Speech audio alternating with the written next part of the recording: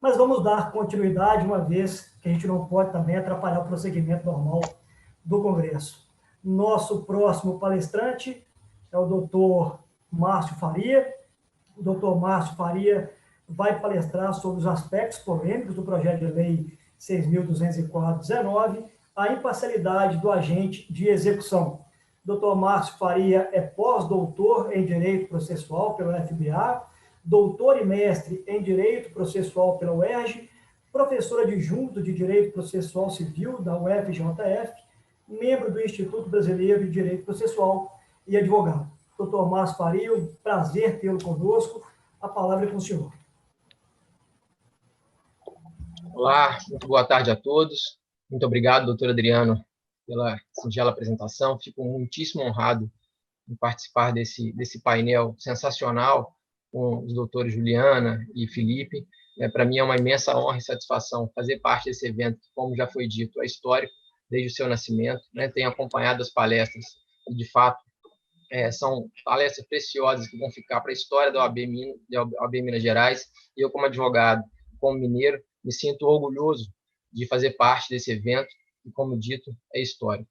Eu queria, obviamente, aqui, então, além de agradecer o convite, queria saudar os mais de 12 mil inscritos que fazem parte desse evento, que é algo inimaginável em tempos remotos e que hoje, diante da tecnologia, estamos podendo acompanhar. É algo surreal saber que nós podemos levar, a despeito de todos os problemas que estamos enfrentando, conhecimento de qualidade para tanta gente que nos assiste e que vai vir nos assistir.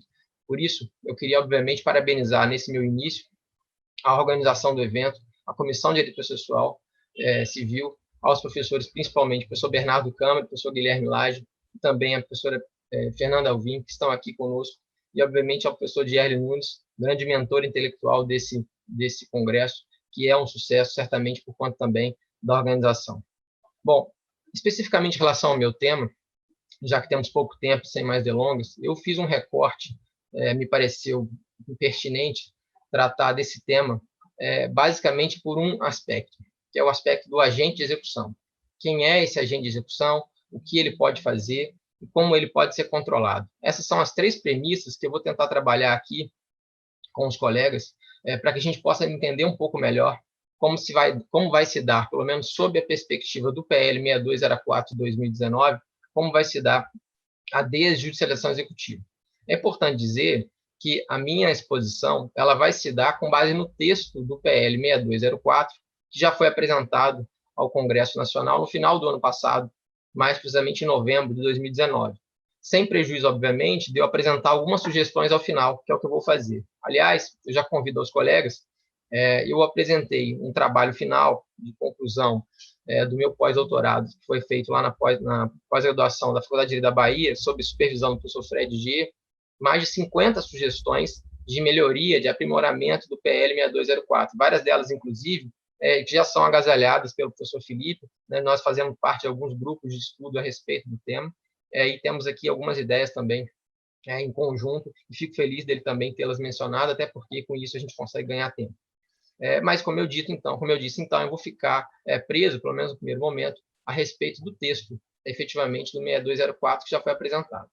Mas, para que a gente possa entender quem é esse agente de execução, é importante tentar fazer uma espécie de classificação a respeito do modelo que é tentado ser colocado, que se tenta colocar com esse projeto 6204 de 2019.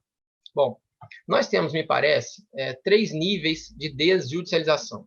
Um primeiro nível, que eu considero um nível mais raso, que, na verdade, me parece, nem se trata efetivamente de uma desjudicialização, mas propriamente uma descentralização, é o que acontece, por exemplo, em países como a Itália e a Espanha, em que, na verdade, são delegados poderes que hoje nós aqui no Brasil temos, que são feitos pelo juiz, para funcionários do próprio Poder Judiciário, como na Itália, o Ufficiale Judiciário, e na Espanha, o secretário judicial, que era o antigo letrado. Então, esses funcionários públicos, eles exercem atividades executivas, eles, portanto, têm poderes mais amplos que o nosso oficial de justiça brasileiro, mas eles fazem parte do Poder Judiciário de cada um desses países. No segundo momento, um segundo nível que eu chamei de intermediário, nós temos efetivamente uma desjudicialização. Aqui, como exemplos, nós podemos citar, como também já citou o professor Humberto Doro Júnior na palestra de ontem, os países, o sistema francês e o sistema português. E a gente tem, respectivamente, o CIE de Justiça e o agente de execução como pessoas que são delegadas pelo Poder Judiciário, mas que não fazem parte da estrutura do Poder Judiciário, mas estão controladas pelo juiz diretamente ou indiretamente, conforme o caso. Um terceiro nível, que seria um nível mais profundo de desjudicialização, é o que, na verdade, o professor Calmon de Passos chama de desjuridicionalização, que é o que acontece na Suécia, onde a gente tem uma execução conduzida totalmente fora do Poder Judiciário por agências reguladoras do Poder Executivo. Me parece que o PL 6204 ele se encaixa no segundo nível, no nível intermediário, em que é proposto uma desjudicialização parcial, como bem disse a professora Juliana no início da sua exposição.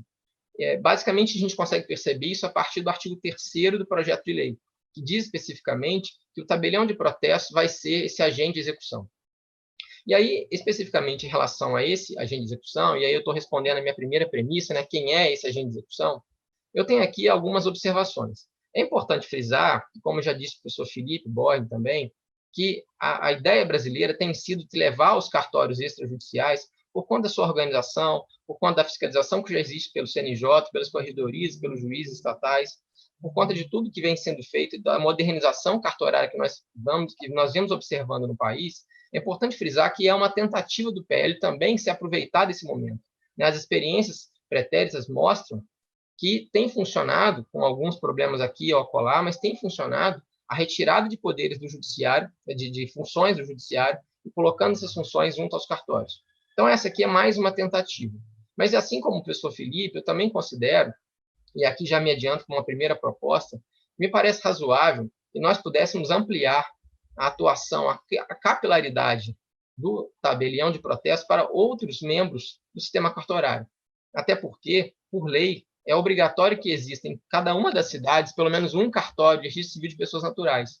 Eu pude levantar, como também a professora Flávia Rio, citada pelo professor Felipe, já fez, que nós temos mais ou menos, esses dados são dados de 3 meses atrás, então eles podem estar desatualizados, mas dá para a gente ter uma ideia, nós temos mais ou menos 3.800 tabelionatos de protesto. E no total nós temos 13.300 notários e registradores no Brasil todo, o que faz com que, se nós realmente ampliássemos a atuação do tabelião de protesto, do agente de execução, para fora do tabelião de protesto e também para o de registro civil, também de registro de imóveis, por exemplo, nós teríamos um aumento de 350%, e obviamente que eu estou aqui aproximando o dado, de atuação, de capilaridade desse agente de execução. Isso vai fazer, obviamente, que a gente tenha algumas vantagens. A primeira vantagem, me parece, é que a gente vai poder, obviamente, ter mais facilidade de acesso. Nem todas as cidades têm cartório de tabelião de protesto, embora a gente saiba que eles possam ser atingidos, e são atingidos hoje, por cidades comarcas vizinhas. Uma segunda vantagem, me parece, é que, se nós tivermos mais pessoas habilitadas para o exercício dessa função que se propõe ser chamada de agente de execução, nós vamos permitir uma competição, nós vamos permitir que haja, de fato, uma divisão de tarefas entre esses agentes de execução, fazendo com que, em tese, pelo menos em tese, alcance uma maior efetividade. E uma terceira vantagem que me parece dessa capilaridade maior é que a gente vai permitir que o cidadão não se preocupe com a divisão interna que existe no sistema cartorário. Porque se nós pensarmos bem, e aí que eu estou falando especificamente, principalmente para os advogados, e principalmente também para os graduandos em Direito e para as pessoas em geral que têm nos assistido e vão nos assistir, se nós pensarmos bem, o cidadão, ele não faz essa diferenciação entre quem é notário e registrador. Ele simplesmente considera que ali é um cartório extrajudicial. Se nós, então, fizermos com que todos os cartórios extrajudiciais possam cumprir essa função, isso vai servir também, me parece, para dar mais eficiência ao projeto de lei, fazer com que, de fato, a regra funcione. Porque nós sabemos, e é importante frisar, que no Brasil, infelizmente ou felizmente, existem normas que pegam e normas que não pegam. E essa seria, me parece, uma ideia para fazer com que a norma pegasse. Todo mundo saberia que nos cartórios extrajudiciais nós teríamos ali o agente de execução. Uma outra proposta que a gente tem, e aí indo um pouco mais além, inclusive, e aí eu estou fazendo aqui alusão a um grupo de trabalho do professor Antônio do Passo Cabral, desenvolvido na UERJ, é ampliar ainda mais a atuação da agente de execução para outros profissionais que não apenas dentro do sistema cartorário. A semelhança que aconteceu com a figura do mediador, em que se criou uma categoria profissional nova pela Lei 13.140, regulado recentemente pelo CNJ, nós poderíamos pensar também na criação de uma nova categoria profissional do agente de execução. Se nós pensarmos só entre os advogados, são mais de 1 milhão de advogados que poderiam eventualmente se habilitar e buscar, obviamente, se qualificar para exercer também esse ofício no futuro. E é importante frisar que o sistema português, que é uma das inspirações claras do projeto, também trabalha com essa perspectiva. Os agentes de execução lá também são passíveis de serem feitos, de serem escolhidos de cidadãos comuns, pessoas físicas, e não necessariamente aqueles que exercem a função pública por delegação, como acontece nos cartórios. Então, essa seria aqui um primeiro momento de se pensar quem é o agente de execução. No segundo momento, eu queria dizer, como premissa, que pode fazer esse agente de execução. E aí é importante estabelecer o que tipo de ato esse agente de execução pode praticar ou pode vir a praticar se essa lei, se esse projeto de lei se tornar efetivamente uma norma publicada e sancionada. Bom, basicamente, o rol de competência do agente de execução está previsto no artigo 4º do projeto de lei. Ele tem lá um número excessivo, me parece até, de competências, mas eu vou me permitir aqui escolher algumas para que as pessoas que estão conhecendo o PL pela primeira vez agora possam ter uma ideia do que a gente está tratando. A ideia do PL é que a execução, seja ela judicial, ou seja ela extrajudicial, isso que significa dizer, para quem está começando a estudar o tema, a execução lastreada em títulos executivos judiciais ou títulos executivos extrajudiciais, ela vai ser proposta diretamente pelo texto do PL, já no tabelionato de protesto. Então, diferentemente de outros países, como, por exemplo, em Portugal, em que a execução é proposta no judiciário, depois que a execução é admitida pelo juiz, aí sim se distribui ao agente de execução, a ideia do PL brasileiro é diretamente já entrar de forma extrajudicial. Então, a primeira competência desse agente de execução seria o de admitir a petição inicial, o requerimento inicial. É uma atribuição muito importante, nós sabemos, porque a partir do momento em que ele admitiu a pretensão executória, ele está abrindo as portas da tutela judicial executiva para aquele cidadão, e nós sabemos que a execução ela pode ser, em certa medida, muito gravosa, principalmente para o executado. Uma outra atribuição que o agente de execução vai ter pelo PL é realizar os atos de comunicação entre as partes. Todos os atos de comunicação vão deixar de ser feitos pela Secretaria Judicial, e vão ser feitas pelo tabelionato de protesto ou pelo agente de execução, numa ampla medida, se eventualmente essa ideia nossa for levada a cabo. Outra atribuição que também está prevista no artigo 4º do PL, do agente de execução, é realizar os atos de penhora. E aqui é importante frisar que nós estamos começando a trabalhar com atos efetivamente que transcendem os limites do processo. O cidadão comum, o homem médio, ele eventualmente não sabe quando ele está revel ou não em um processo. A vida dele não muda se eventualmente amanhã ele deixou de cumprir um prazo e fazer uma resposta do réu num processo de conhecimento. Agora, se ele tem uma penhora online, por exemplo, deferida pelo juízo, a vida dele muda consideravelmente. Então, nós estamos falando aqui de atos que extrapolam os liames, os limites de um processo regular. E, portanto, é importante frisar que esses atos devem ser, obviamente, alvo de controle, mas pelo judiciário, de forma que esses atos venham ser praticados pelo agente de execução, mas venham ser praticados pela execução de forma correta, de forma escorreita. E isso é uma proposta que eu vou fazer daqui a pouco. Uma outra atribuição que o agente de execução tem é a realização de atos de investigação patrimonial. O PL propõe uma ideia que me parece bastante interessante, que é a criação de um cadastro, de uma base de dados mínima, que vai ser desenvolvida pelo CNJ, em que a gente vai poder, através desse cadastro, ter acesso aos bens do devedor. Porque todos nós sabemos que a principal dificuldade das execuções brasileiras, em sua maioria, não só brasileiras, mundialmente falando também isso acontece, mas, enfim, trazendo para a nossa realidade, a maior dificuldade é encontrar bens do devedor. Então, é importante que a gente possa dar ao agente de execução esse poder de investigar o patrimônio e saber efetivamente onde se encontram, onde se localizam os bens executados.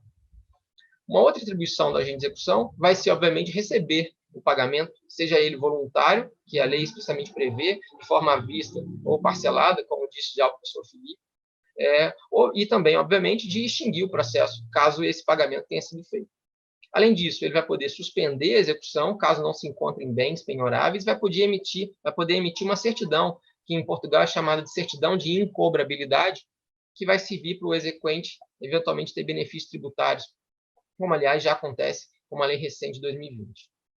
A principal dificuldade, me parece, de todo mundo que eu tenho conversado, que eu tenho debatido, já tenho estudado esse tema há pelo menos 2 anos, nos mais diversos grupos de estudos aí, pelo Brasil afora, e também no meu curso de pós-doutoramento, como eu citei anteriormente, a principal dificuldade é como é que eu vou controlar os atos do agente de execução? Porque nós sabemos que há um resquício de se retirar matéria do judiciário, sob várias alegações, sob várias consequências históricas, inclusive, mas, enfim, existe uma desconfiança muito grande quando a gente retira algo do Poder Judiciário. Se nós fizermos um levantamento até sociológico, a gente pode ver que a sociedade brasileira está muito acostumada a levar a questão ao juiz, a saber que a decisão do juiz é a mais importante. E nós temos trabalhado já, a doutrina brasileira tem trabalhado há muito tempo com os métodos adequados de resolução de conflitos, para a gente demonstrar que, na verdade, isso não é assim. Como disse bem o professor Felipe Borges, a gente tem que pensar no juiz como última ratio. Então, para que nós possamos fazer com que a sociedade compre a ideia, popularmente falando, para que nós possamos fazer com que, de fato, esse agente de execução tenha confiança e passe segurança jurídica para aquele que viesse valer desses serviços, é importante frisar essa terceira premissa. Como se controla o agente de execução? E aqui, me parece, é que eu quero tomar um pouco mais o tempo dos senhores para apresentar algumas propostas de melhoria do projeto, já que o tema da minha exposição é sobre a imparcialidade desse agente de execução.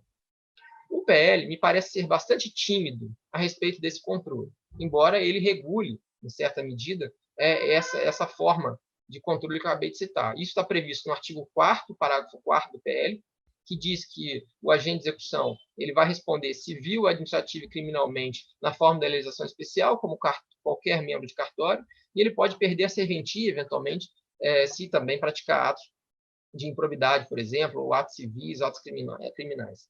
Ele é fiscalizado pelo CNJ, e está previsto expressamente no artigo 103b, parágrafo 4º, inciso 3º da Constituição, e é fiscalizado também pelos juízes competentes, pelas corregedorias, e está presente também nos artigos 37 e 38 da Lei 8935 de 94. Além dessas consequências todas, é importante a gente pensar, concretamente falando, como vai se dar a atuação desse agente de execução. Porque qual vai ser a premissa básica para que os colegas que estão conhecendo o tema agora possam saber? Ora, a ideia é que esse agente de execução ele vai ser remunerado a partir dos seus emolumentos, e esses emolumentos eles sempre vão aparecer, em sua maioria, melhor assim dizendo, na medida em que a expropriação for frutífera, na medida em que o pagamento acontecer.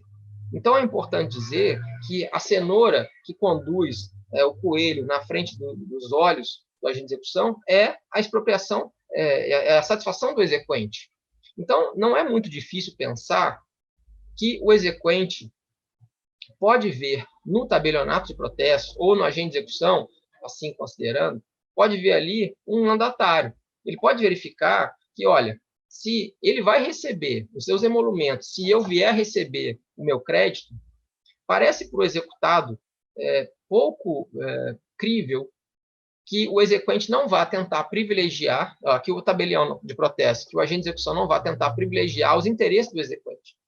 E eu digo isso porque, se nós olharmos a experiência do direito estrangeiro, nós vamos ver que isso efetivamente aconteceu. Lá em Portugal, país base do PL 6204, isso aconteceu basicamente no início da tramitação legislativa, e assim que ela entrou em vigor, lá nos anos de 2003, quando se percebeu que foi entregue uma quantidade excessiva de poder para o agente de execução português. Um dos principais problemas era exatamente a quebra da imparcialidade. Há julgados do Tribunal de Relação de Lisboa, dizendo, inclusive, que o agente de execução português seria inconstitucional exatamente por conta da quebra da imparcialidade. Porque, naquele momento, a legislação portuguesa não dava ao executado os mesmos poderes que o exequente tem. Daqui a pouco eu me permito explicar. A ideia, portanto, precisou ser aprimorada com as reformas portuguesas que vieram sucessivamente, em 2008 e depois em 2013. E aqui eu estou falando especificamente no artigo 720, item 4 do Código de Processo Civil português. O que aconteceu efetivamente em Portugal? Se dizia que o agente de execução tinha independência, se dizia que o agente de execução tem autonomia, se dizia que ele era imparcial, mas na prática dava-se ao credor o direito à livre destituição do agente de execução. Ora, se ele então não cumprisse algo que o exequente considerasse razoável, se ele deixasse de praticar algum ato que o exequente considerasse bom, o exequente tinha o poder de destituir aquele agente de execução a qualquer momento. E aquele trabalho todo que o agente de execução já tinha feito naquele momento iria se perder. Então, em certa medida, Isso acontece também, a gente pode fazer mal comparando uma análise do advogado com o seu cliente hoje em dia, né? A gente percebe que, embora o advogado tenha ali, obviamente, isonomia, que ele possa trabalhar, ele deva trabalhar com isonomia e com parcialidade, ali, em alguma medida, eventualmente, o advogado pode ser destituído. E como quantas e quantas ações a gente já viu na justiça de advogados que são destituídos e que, eventualmente, estavam prestes a receber esses honorários e são destituídos. Se isso acontece com os advogados, por que não viria a acontecer com os agentes de execução no futuro? Então, em Portugal, eles mudaram a norma, como eu disse, para dizer o seguinte: esse direito à livre destituição, ele pode ser feito, exercido pelo exequente, mas ele precisa ser motivado. E essa motivação é fundamental para se aferir efetivamente se o agente de execução está agindo de forma escorreita ou não. Efetivamente se verificar se eventualmente não está havendo um abuso pelo exequente.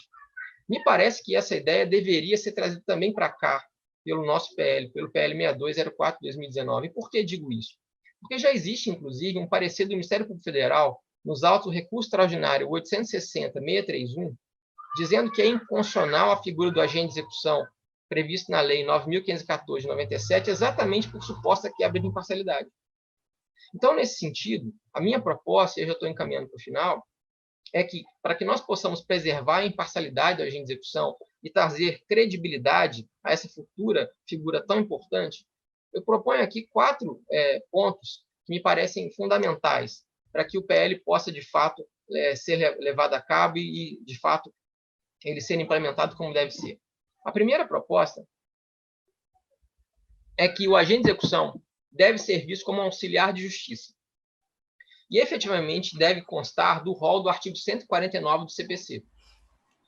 Isso vai fazer com que a gente possa alegar suspeição ou impedimento do agente de execução, basicamente por conta do artigo 148, inciso 2 do CPC.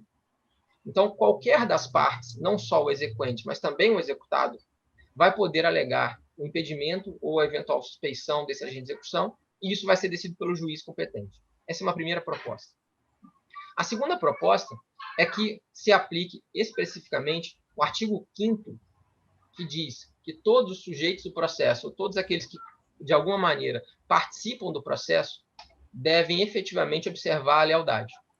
Isso significa dizer que não só o juiz, não só as partes, não só os advogados, mas também o futuro agente de execução tem que trabalhar com a lealdade processual. A terceira proposta, essa um pouco mais complexa, mas também fundamental, me parece, é que deve haver a previsão expressa do poder de destituir o agente de execução, que deve se dar sob 3 maneiras, de 3 formas. A primeira, com 3 requisitos, melhor dizendo. A primeira, esse direito deve ser exercido tanto pelo credor, ou melhor, pode ser exercido tanto pelo credor como pelo devedor. Segundo, esse direito deve ser motivado, deve ser necessariamente motivado. E terceiro, essa destituição só vai ser levada a cabo se o juiz competente decidir a respeito. Não há, portanto, me parece, não deve haver, portanto, me parece, um direito à livre destituição, a não ser, claro, que o próprio agente de execução concorde com a destituição. Aí nós teríamos um negócio jurídico processual executivo e, obviamente, que o juiz iria apenas homologar. A penúltima proposta, e essa me parece bastante sensível, é que o artigo 12 do CPC, que diz que os processos devem ser julgados em sua ordem cronológica, deve também ser aplicado aos processos extrajudiciais, às execuções extrajudiciais. Porque é natural, né, nós como advogados sabemos, é natural que a gente acabe escolhendo, eventualmente, a causa que possa ser mais interessante, ou a causa que, eventualmente, é mais economicamente viável, ou, eventualmente, a causa que, eventualmente, tenha um julgamento mais próximo. Enfim, a gente se organiza, mas porque nós somos particulares, nós somos privados, nós temos poder de recusar, eventualmente, um cliente, nós temos poder de escolha aquele cliente. O agente de execução não tem esse poder. Depois que ele foi escolhido, o PL diz expressamente que ele não pode rejeitar uma demanda. Agora, é verdade, e é importante dizer também que, com o tempo, os agentes de execução vão conseguir perceber quais são as demandas mais factíveis, quais são as demandas em que é possível ter mais chance de recebimento de crédito ou não. E a tendência, se não houver essa regra, é que os grandes processos, por exemplo, os grandes bancos, os grandes credores, tenham privilégios, né? Os processos dele passem na frente, eventualmente, dos pequenos credores. Então, uma proposta interessante que me parece para preservar a imparcialidade é que se observe o artigo 12 do CPC. E a última proposta e aí efetivamente eu estou encaminhando ao final, é que se cria um cadastro público nacional de agentes de execução. Nesse cadastro público, nós vamos ter ali todos os profissionais que estão habilitados para exercer essa função. E aí, claro, se forem só os tabeliões de protesto, seriam só eles, ou se for a nossa ideia ampliada, também todos os outros, não interessa. Nós teríamos um cadastro público com o nome do profissional, o currículo do profissional, a área de atuação dele, porque é natural que com o tempo surjam nichos de mercado, e os índices de satisfação dos usuários. Além disso, esse cadastro, se ele tiver todos esses dados, ele vai servir também para se verificar se os atos executivos praticados pelos agentes de execução estão ou não sendo mantidos pelos juízos executivos. Porque se nós eventualmente tivermos atos processuais praticados pelos agentes de execução que estão sendo anulados pelo Poder Judiciário, é importante que esses dados constem do cadastro para que nós, cidadãos, possamos saber exatamente qual é o bom tabelião, qual é o bom agente de execução e qual é o ruim agente de execução. Além disso, esse cadastro público vai permitir que a sociedade tenha mais confiabilidade e mais segurança, porque efetivamente estão sendo praticados atos de força, eventualmente uma penhora, e eu preciso saber efetivamente se aquele cidadão que está ali praticando aquele ato, de fato, é cadastrado, de fato, é um profissional que está sendo ali fiscalizado pelos seus atos e está fazendo tudo de acordo com o devido processo legal. E, por fim, esse cadastro vai permitir um controle de qualidade, porque por mais que nós saibamos que o cartorário ele tem ali a fiscalização do CNJ, ele tem a fiscalização do juiz executivo e tem das corregedorias, a gente sabe que se de fato essa ideia for levada a cabo, vai ser a sociedade que vai escolher os melhores profissionais. E a partir disso, ele vai se preocupar em fazer um serviço de qualidade, porque aquele cadastro público vai permitir que todos saibamos ali, efetivamente, quem tem maior ranking de recuperação de crédito, quem tem maior ranking de observância das garantias processuais, para que a gente faça, de fato, ter um devido processo legal, ou, como diz o professor Leonardo Greco, um processo justo.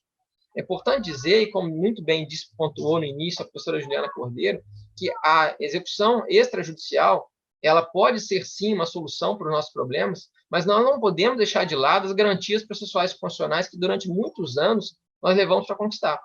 Me parece, portanto, que com essas particularidades e com essas propostas, a gente vai conseguir ter um melhor controle da imparcialidade da execução e, de fato, fazer com que esse futuro profissional venha efetivamente a levar a execução no Brasil a um patamar melhor do que hoje a gente tem.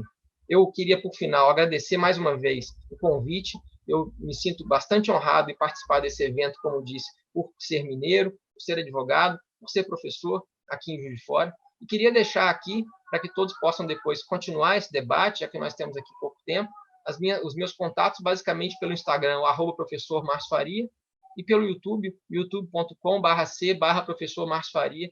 Pessoas que quiserem podem conhecer um pouco mais os meus trabalhos, e essas ideias já foram lançadas também nesses 2 canais de comunicação. Agradeço mais uma vez, doutor Adriano, o convite, e estou à disposição também para o que for necessário. Obrigado e boa tarde a todos.